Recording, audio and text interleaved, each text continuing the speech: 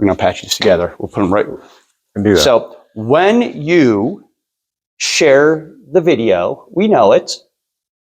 And next week, we're going to draw 4 winners. And if your name is drawn, and then you get the opportunity to hang a piece of Craig Peters' artwork on your walls. There you go. We appreciate that. Where did all of this start? The portraiture, your 1 year? Well, art-wise, I always had an interest in art. Always, since I was a kid, carried a sketchbook around, but I was always, that kind of artist. I wanted to be the next Jack Kirby or Frank Frazetta, or that's where my interests were at that age. Yeah.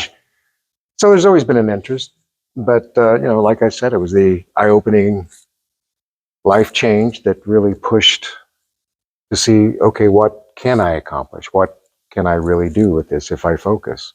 And that's how it started. Like I said, I started with exploring where to begin, and the Cleveland Institute of the Arts seemed like a good place to start. So I looked it up there, and it turns out Wednesday nights, for the small price of $15, you can go in and sit for 3 hours and draw the human figure. Yeah. And there's an instructor in the room if you have, if you want any advice or help, and it got me going. And it was through there that I learned about the other places, the one on Walton Avenue, the Hildebrand. Yeah. Where I met the wonderful Juan Chiarte, I think. That's right. I'm sure I'm butchering his name, but he was a wonderful advisor, and pointed me in direction, pointed me towards the Thursday night and the Friday pretentious portrait group, which I love that, and some invitations to Murray Hill on Wednesday nights on occasion. Yeah, there's so much here that I never even imagined, and it reminds me of those ideas I used to have about art when I was a kid. That you heard about the old artists in the salons in Paris, and that's how I always kind of imagined everyone sitting around and drawing and discussing ideas and those great things. And it looks like, wow, I found it in Cleveland. Cleveland is our Paris. Cleveland is our Paris. Or Cleveland is my Paris. Is my Paris. Cleveland is my Paris. A nice little ad campaign from a young artist a couple years ago that I certainly latched onto. I certainly related to it. And I think people really don't understand the avenues of art that are available here in Cleveland. Just to learn, to see, to experience so much more than this average city of this size. And I think you would have to travel to understand that, to appreciate what's really here in Cleveland. Cleveland will make you better at whatever it is you do. Whether it's art, music, stand-up, sports, whatever, something about Cleveland, it will make you better. And as you had mentioned, you could probably draw 5, 6, maybe 7 nights a week, depending on that week, with a community. Yes. With a model. There's Mondays here. Mondays here. They have a body positive figure drawing every 2 weeks, I think. Tuesdays at the Brown Hoist, I believe. Studio Masters, Brown Hoist Studio Masters. Brown Hoist Studio Masters. Wednesdays, Murray Hill and Cleveland Art Institute. Thursdays, my personal favorite, I think, the Hildebrand.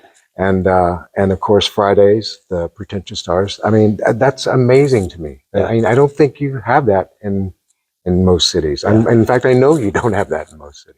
Yeah. You have to go to New York or something of comparable size to.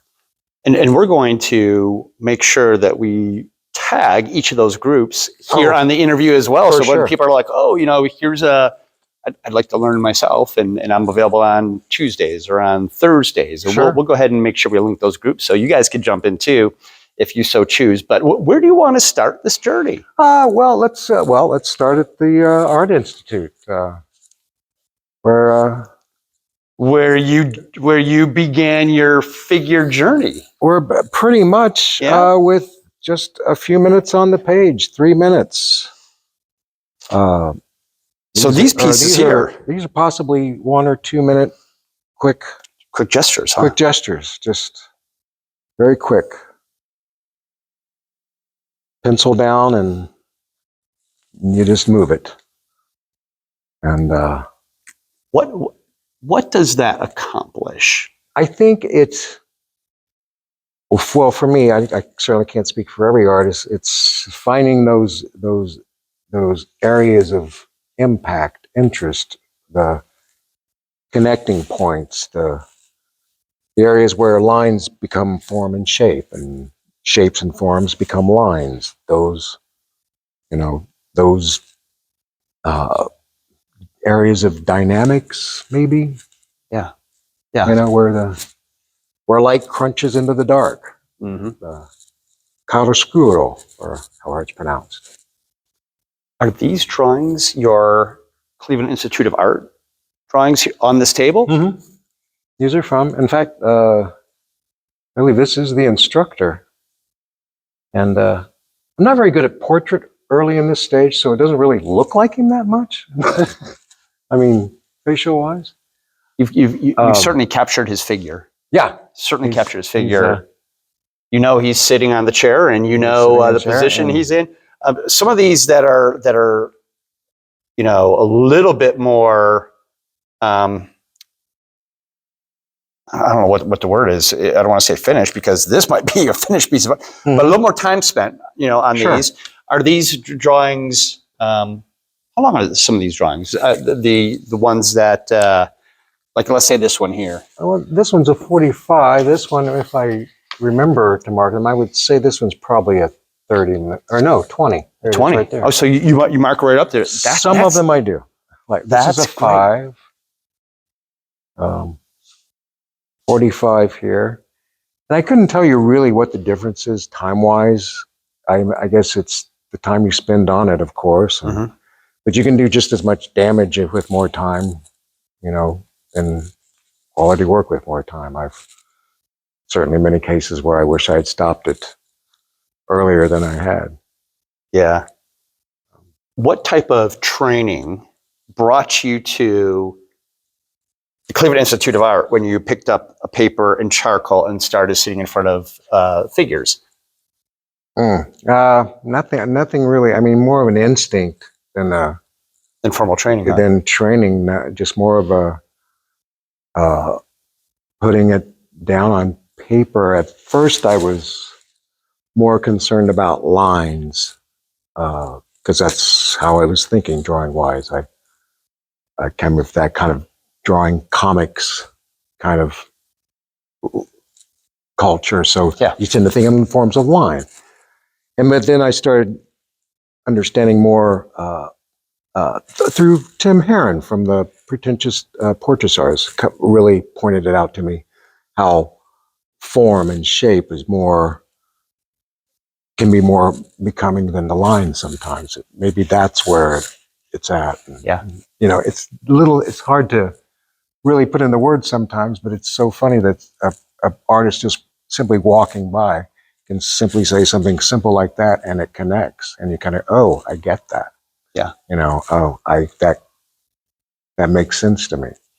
And so for those folks who might not have heard the phrase before, so you're grabbing your charcoal and you're marking this down. So you're not actually drawing the line of the body, you're creating the negative shape. You're drawing the background. Right. And that's creating the shape of the person. Was that instinct? Did you just like, I'm just gonna... That sort of just kind of happened. And doing both hands was just a matter of, because I'm kind of messy. Charcoal by its nature is messy. So when I was putting down the charcoal and picking up the eraser, I was just making a bigger mess. So I said, well, I'll just hold the eraser in this hand. And soon I was kind of just doing both together, not really thinking about it like that, but just more as an economy of time, really, Yeah. than anything. Especially if you got 20 minutes, Right, right? And you have to, finish your work in that period of time right. to, was that the reason why you picked up an eraser and charcoal, or perhaps two different, marking, two different charcoals, or, Right. I think that was it. It was just simply not really thinking about doing two things at once, but kind of accomplishing this, getting the same effect, and just using both my hands instead. And Yeah.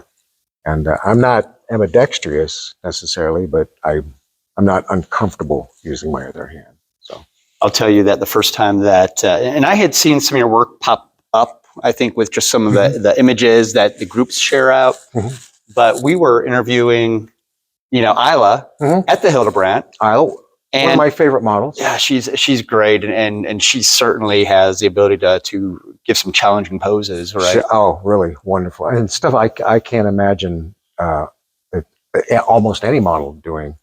They're just time wise. Modeling is very difficult. Mm. I mean, it's to stand perfectly still or stay perfectly still sounds very easy, but it is not. Yeah. And she's wonderful. She challenges herself constantly, and to the point that sometimes the artists are sitting there going, "Come on, you're not going to be able to. You're not going to be able to hold You're not that going to be able pose. to do this." But she'll somehow pull it off, and you end up getting great work out of it. She's a lot of fun to work with. On that particular day, I was interviewing Isla, and there were there's a number of artists there to Hildebrandt, just, marking and creating her figure. And I didn't see your face, but I saw your hands, and I saw both hands working. Oh. And it caught my attention. And Craig, come over here real quick. And Sure. so this was actually, as I was looking over your shoulder, this was the drawings. Yeah, this was That a you were whole creating, series from a that whole series from that evening. We had caught because we were showing before while she was still clothed.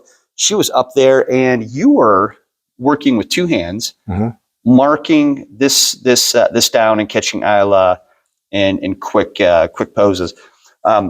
You have you're using some straight lines. Help me understand, like boxes. Is that so like as if Craig, come back here for a second. Like as you're marking here, what is the purpose? Is it I'm just kind of trying to find a center for the figure, not necessarily a frame. And this again comes to trying to get as many images on the paper as you can. Paper is expensive. Yeah. And this was a way of kind of, for me, before putting anything down, of kind of separating it out and making sure they don't overlap, which they do overlap, but not as much as they probably would have if I hadn't, well, framing is not the right word, but kind of position them in that way. Yeah. While we're here, for those of you who are watching, there's a share button in the very bottom left-hand side of the screen. There's an arrow.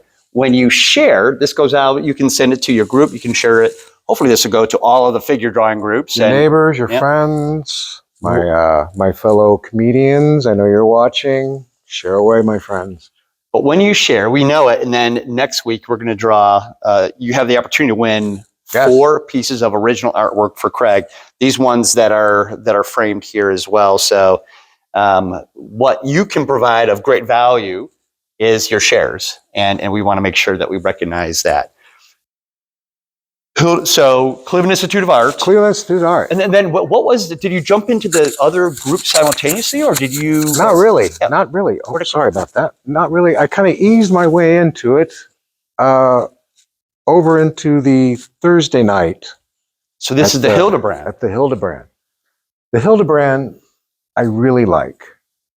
Just the environment. It's, as you know, an old factory, right? Or is it a factory? I think it is a factory or a former manufacturing building. I'm not sure, but if you know, throw it in the comments. Most of you know. Yeah. And it's just a really cool environment. And while the space is small, it's set up to where everyone has a good view of the model, and it just has a good energy. Adrian runs the room. He's a very helpful and very giving with his advice and knowledge. I'm more than willing to offer any at any time. Great spirit, great people, and I think there I like. There's something about it. I like that. I like that space. And the what I've experienced, and I have not spent much time. I spent most time with the Cleveland Pretentious portrait artists, but I've joined all the groups at least once, and except for the Cleveland Institute of Art, and the vibe is different inside each of them. Not good or bad. So. It's just a different vibe, and the community is different. And so even if you're just like, why would I go to the Hildebrandt and then to the Murray Hill, Life Drive? It's a different group. It's a different vibe. You're learning and experiencing different things in each one. Even if there's some people that are into both groups, it still changes the, whether it's the environment or what is, I don't know what it is. Yeah.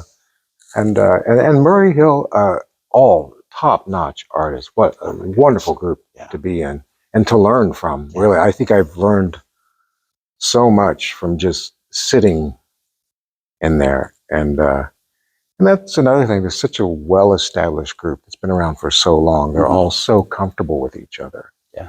And when you have that kind of group mindset, that creates the atmosphere as well. And they've known each other so long. They have their own little jokes, their own, there's a history there. Yeah. And it's a very, I don't want to use the word family-like, but it is kind of a family-like feeling. Like everyone feels connected. Yeah. And have been for a long time. Even if you're new, they're very welcoming. I felt very welcome in there. Yeah. In fact, all of these environments it's been a very welcoming. I felt no negative from any of these experiences.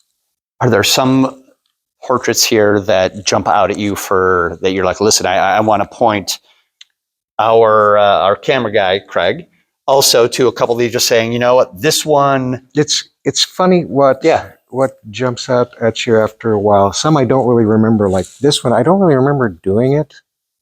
And so obviously it was a pretty fast one, but I kind of like how it just kind of, this is there, but not there. I'm a big fan of filling the page. Yeah. And this one jumps out. This one, if I'm just like looking, my eyes are drawn to certain ones, and it's funny, what draws my eye might not be the same thing that draws others' eyes. Sure, certainly. But, of course, art is subjective, and people like what they like for whatever reason. I'm not a fan of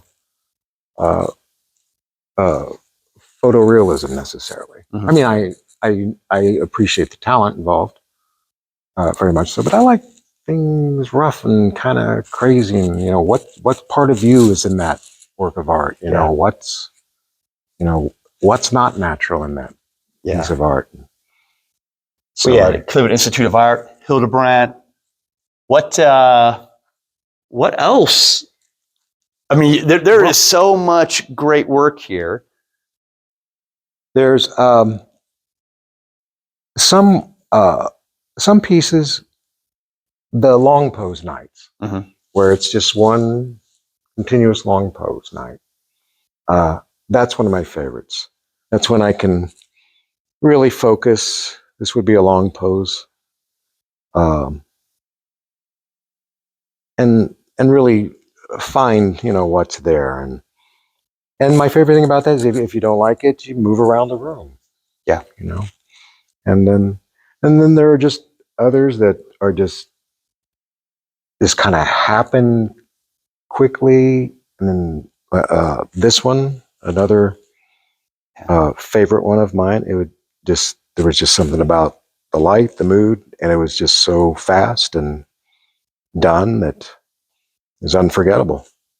I also like your like the ink, right? The ink, yes, it's just one line, kind of, or an attempt at. The process of moving into the artwork.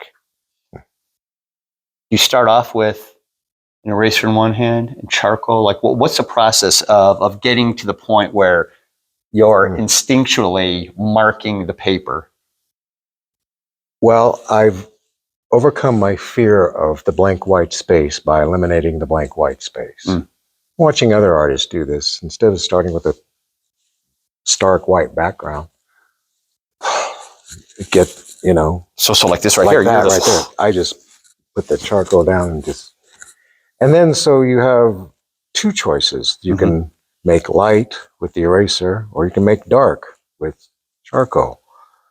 So starting off with a medium background like that, I think gives you much more opportunities, in the work itself. And another that thing that I learned from the amazing artist Howard Collier, amazing artist, who watching him for an hour is a year of learning. I mean, he's so amazing just to watch. Others in the portrait, Alex Espinosa. Yes. I love just watching him put it together. Yeah. I've learned so much from just sitting and watching. It's been an amazing education. Is there a point, and I'm just using the word because I can't think of a better word. Maybe it's apropos, where you find yourself in the zone, where it's just like you've entered that space, and no matter which way your hands are moving, they're moving in the right area and marking. I love this, by the way. I do too. What beautiful work. I do too, because I was kind of, I wasn't worried about just fitting her on the page. I just kind of started the hand worked out just to see what would happen. Because as you know, hands, feet, notoriously difficult to they're tough. Draw, but I'm sorry, I completely I was so mesmerized by this work. I didn't even allow you to answer the question. And so, how do you know? Oh, the zone. The zone. The zone. Like, when you enter it, how do you get to it? Or boy, it's almost like you come out of it before you're even aware that you're in it. Yeah. You're more aware of coming out of it, I think, than entering it. And I wonder, this is obviously a question for the model, but I wonder if they can become aware of it. Because, this is another one of my favorites. Sometimes when the model doesn't show or is late, whoever's running the spot, this is Lauren. Lauren Haji. Lauren Haji, who is running the Brown Hoist, right? The Brown Hoist for a while. Yeah. A big supporter of the movement. And this is him being drawn by another artist there. Sometimes it happens. The model might be late or not show, so you throw something together. Lauren is very funny. Lauren's doing stand-up, I think, at a class show at the Improv, or what is formerly known as the Improv, the Funny Bone. Yeah. Now, so make sure you catch him. Great guy. Again, one of the great characters that you meet there I have met in the last year. Yeah. So much talent. This work here, tell us a little bit about this work. I mean, we've had a chance to go across a couple tables, pass through just, I don't know, another 30 pieces of work. And well, this is when I started going big, paper-wise, I was kind of staying, small to the sketchbook size or whatever book I had. But I kept wanting to draw bigger.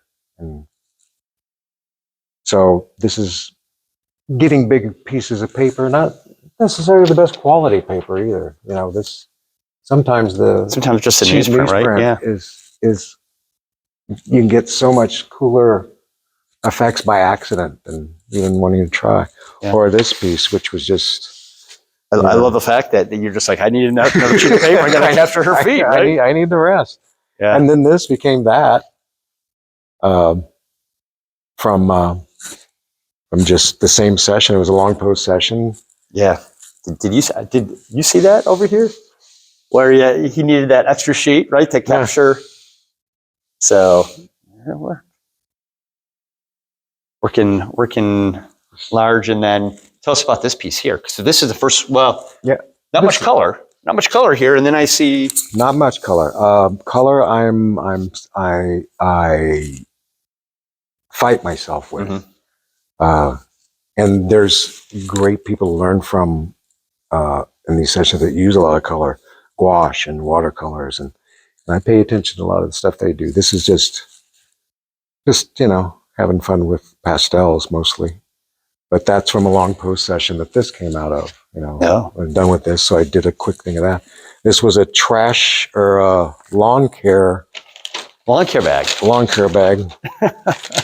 that I happen to have in the car with me. So I love it. You're just going to improvise. Yeah. Find what's sitting there and go big. Fourth table. Mm-hmm. Is this and I'm seeing this is this is from the Tuesdays at the Brownhoys, or no, I get it mixed up. I think it is Brownhoy Studio, right? Yes, Brownhoy Studio Masters. Brownhoy Studio Masters. Yes, yeah, that's from this. And then, as I said, Mondays, a body positive figure drawing class right here under the Parma Arts Council. Parma Arts Council. Some fun stuff there. Fun group, and open to all ages because it is fully clothed. Yeah. So check that out if you have interest in that. Do you mind taking this over here to to take a look at your medium, and because I would imagine there's a lot of people who are familiar with charcoal, mm-hmm. right? But there's going to be folks watching here that say, "I'm kind of intrigued. Sure. Maybe I want to take a 1-year journey." And it's a messy thing, but you can get some of the just greatest effects with it. Here, this is just playing around with it and seeing what you can get. This is using an eraser as well. Was that our movement? You're just like, mm-hmm. Just this was a warm-up movements mostly, and before we started drawing, and I just kind of played around with them. You never know what you can find. Yeah, Yeah, you never know. But so is this your? This is kind of the setup, really. Your different grades of charcoal, which I still, will start with something and might not be what I want, and then pick it up another piece. Hard candy. Your Werther's originals. Gotta have your Werther's. Old people treats, I call them. Your basic charcoal pencils and well-used erasers. As you can see, they get messy and dirty. And lately, I've been using gloves just to keep it cleaner and less messy. The erasers. The erasers. Is this a kneaded eraser? This is a kneaded eraser with a KN, right? And it needs to be replaced. Yes, kneaded erasers can be cleaned. Within reason. This one's been pretty used, but yeah. If you haven't worked in charcoal or pencil like that, kneaded erasers are great. You don't rub them away. You use it to pick up the charcoal, to pull it back off, or take it away. It's an amazing thing. Just describe. Mm-hmm. If you were sitting down, let's say at the Hildebrandt, right? Mm-hmm. You're sitting down and there's a model in front of you, mm-hmm. right? You're sitting down and this might be your workspace. Right. You had shared with us, for those who watch it, sometimes you're to cover. How am I going to start? How are you going to start? I'm going to pick up couple of these and just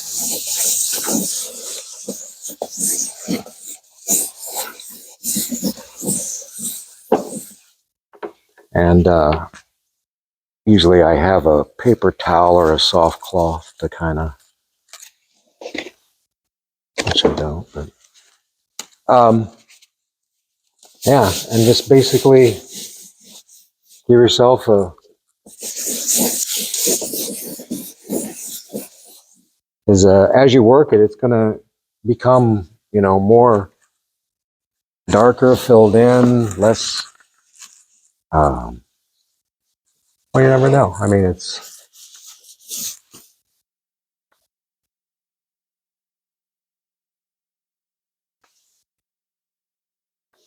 And I would never be able to talk and draw at the same time. Oh. However, I can do that. you could do that. Oh, I can do that. That's And not a so problem. this is what I saw at the Hildebrandt when you Right. were capturing Isla's likeness, two hands, and it was both charcoal Right, charcoal and an eraser. and eraser. One. And it's not really more of a, like I said, just an economy of.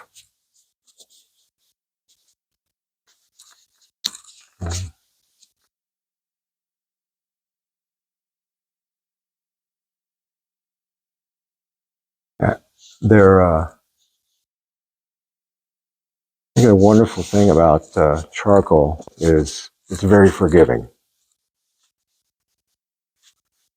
You can make mistakes with it, or your mistakes can help you out. You can find things that you didn't know were there.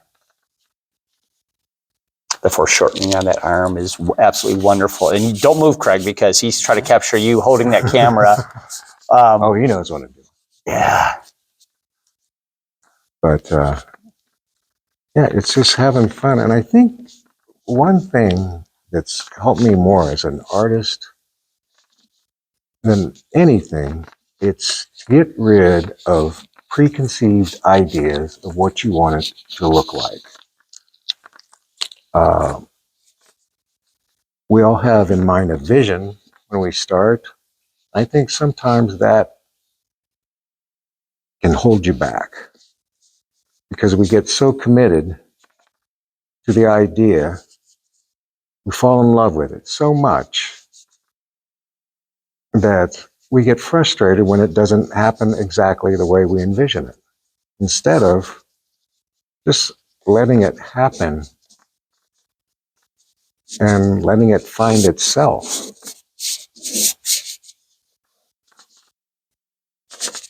Sometimes the art doesn't really need you. It just wants you.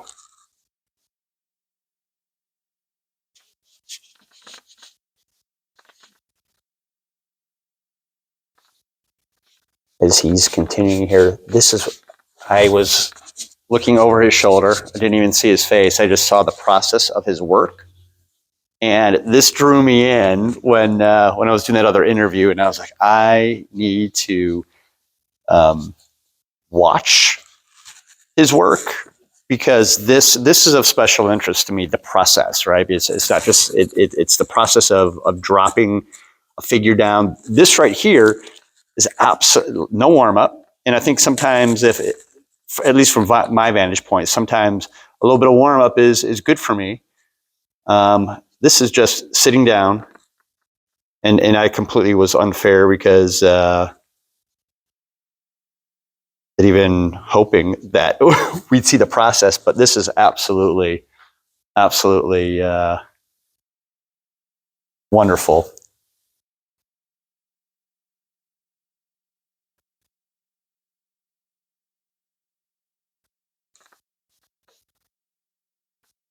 I always admired the guys when you went to the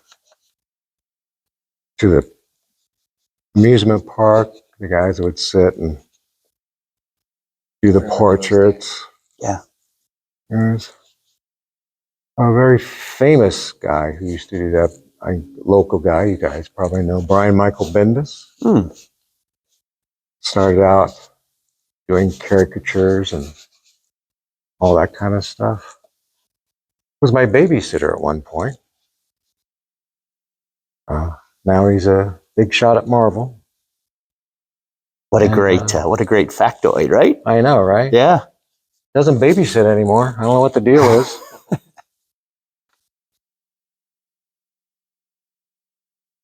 How did COVID affect your journey? Well, once I bought all the toilet paper, Mm-hmm. I decided, well, what's next? Toilet paper, alphabetically, top hats. So I bought as many top hats as I possibly could and went from there. And, COVID was like anything. It changed us all. I think it changed me for like what I want to do, what's important, what's it all about, Alfie? Um, you young kids can ask your parents who Alfie.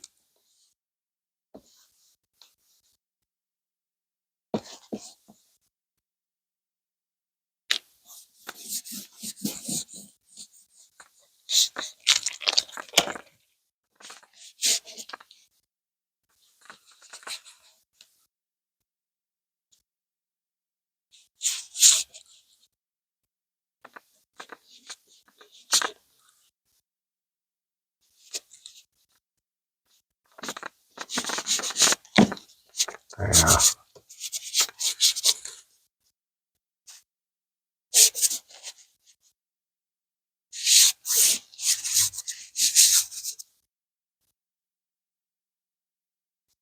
For you folks at home sharing, and I know you are, you're going to love the artwork that you get.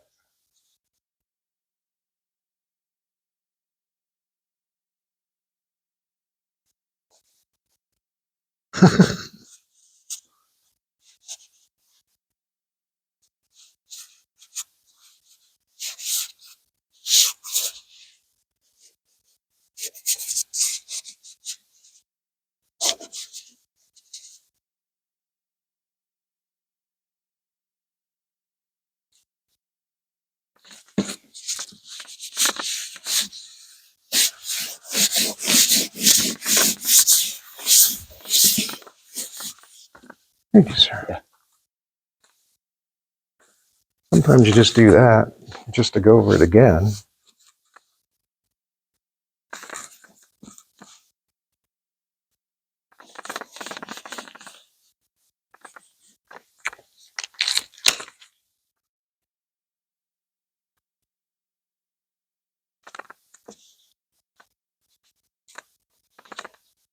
So those folks that are watching, we're with Craig Peters, and he shared with us a couple quick stories about his journey as a comedian and how a medical setback kind of caused him to explore art. Not formally trained, but sat down with the Cleveland Institute of Art at the very beginning, connected with, if you've been here listening, connected with a lot of the portrait and life drawing groups here in Northeast Ohio. I think that you even had shared that Cleveland is your Paris, right? It is. Because of the community is rich here, and there's all kinds of opportunity to sit, in front of models, to sit around people who have been drawing for decades, to ask questions, just to be involved in their communities, and that after, go figure, a year of figure drawing, you've produced more work than I think a lot of folks produce in their lifetime. And you certainly have grabbed a skill. And the two-handed drawing is as you guys are watching here, the two-handed drawing is crazy Well, it's crazy thing to experience from this side of the from this side of things. well, as I said, it was more of a not really an intended thing. It's just more of a matter of making less mess. And so much can come from being introduced into a community like that, that even more art can come of it that you don't expect from another place. Yeah. As I got to going through all this and experiencing it, and like I said, all the unique characters and personalities that inhabit the whole community, and the stories that you hear and how they share and interact with each other, those little characters become people, and you see them in a set situation, a scenario, if you will, a setting, a situation, and in that there is comedy, of course. If I do that. Sure. And many experiences that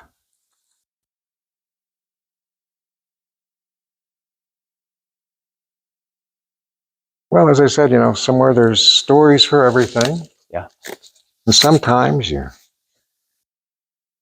take some of those old habits that I have and making stories and putting them together. And I kind of come up with, this is a rough draft, of course, of was, well, at this point, 7 episodes of something based off this experience. I'm going to ask, maybe another question as we're kind of rounding third, and coming around home.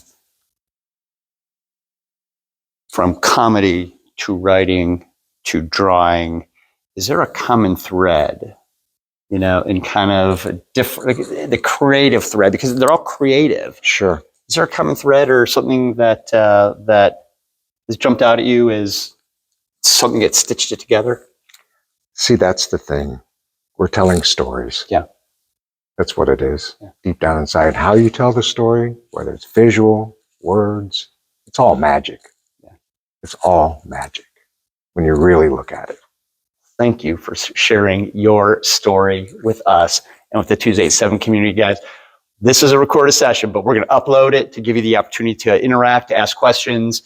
Follow Craig Peters and his Journey Beyond, because it's incredible. And thank you for sharing it with us. Thanks for having me, Roger. Absolutely. Thank you. Appreciate it.